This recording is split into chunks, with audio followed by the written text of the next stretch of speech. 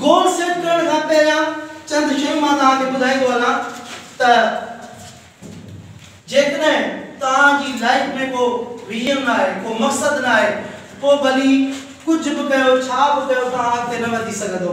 मक़सद तव्हांजो driving force आहे। मक़सद तव्हांजो ड्राइविंग फोर्स आहे। उहो छा कंदो? तव्हांखे फोर्स कंदो, अॻिते वधाईंदो, तव्हांखे मोटिवेट कंदो।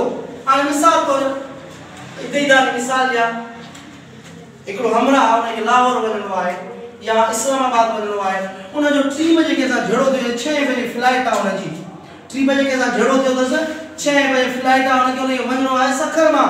हाणे 3 4 5 6 3 कलाकनि में सखर पुॼी वेंदा आहिनि आराम सां, ठीकु आहे। 3 बजे जेको झड़ो थियो अथसि, जंहिंसां झड़ो कयो अथसि या जंहिं झड़ो कयो अथसि, उनखे छा चयो अथसि? मां तोसां कोन छॾींदुमि। मां इहो छा कंदो? बाहुबली दादा मूंखे इस्लामाबाद वञिणो आहे, माज़रत, मां तोसां कोन थो मिलणु चाहियां। बाहुबली छा कंदुसि? छो जो उनखे केॾे वञिणो आहे? इस्लामाबाद वञिणो आहे। जेकॾहिं हूंदो लो पर ईअं ई वांदो होॾे होॾे पियो रुलंदो, पोइ उहे पिया विढ़ंदा गली में, तव्हां खोड़ मिलंदो वेड़ा अची विढ़ंदा रहंदा आहिनि। न बाबा विढ़ंदा गली में कुत्ता। ये लाइफ में चैलेंजेस ईंदा आहिनि। ये चैलेंजेस ईअं ईंदा आहिनि। उहे सिर्फ़ु अचे माण्हू रोकियो आहे न, उहो तव्हांखे किथे बि रोके सघे थो। तो उनखे छा करिणो आहे? पंहिंजे रस्ते ते हली करे अॻिते वधी करे तव्हां बाबा माउ पीउ सां रखिणो ऐं मूंखे अॻिते पंहिंजा ख़्वाब पूरा करणा आहिनि। मूंखे पंहिंजे माउ पीउ जेको एतिरो फोर्स था कनि, मूंखे महिनत था कनि, मूंखे ख़र्च था कनि, आख़िर मां उन्हनि जे ख़्वाबनि खे चिकना चूर करे तो सां वेही वेंदा।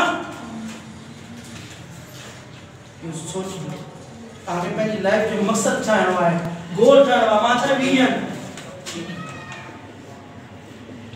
जेकॾहिं इहो तव्हांजो क्लियर ई न आहे बाबा, तव्हां लाइफ में कुझु नथा करे सघो। इहो नोट कयो शयूं।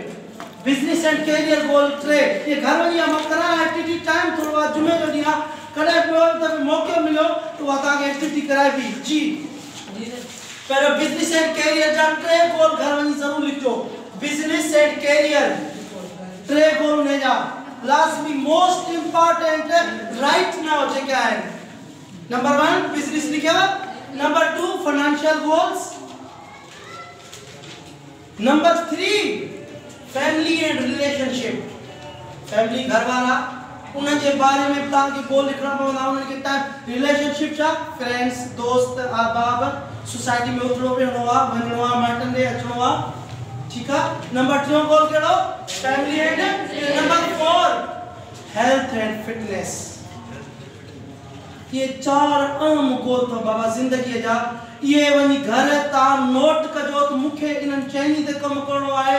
जेकॾहिं जंहिंजी लाइफ में 4 ई बाबा, गाॾी खे घणा फीता हूंदा आहिनि?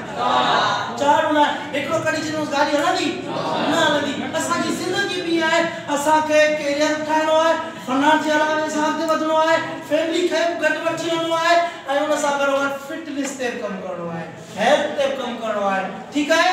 ये 4 गोल्स आहिनि लाइफ जा, ये मेन गोल्स आहिनि।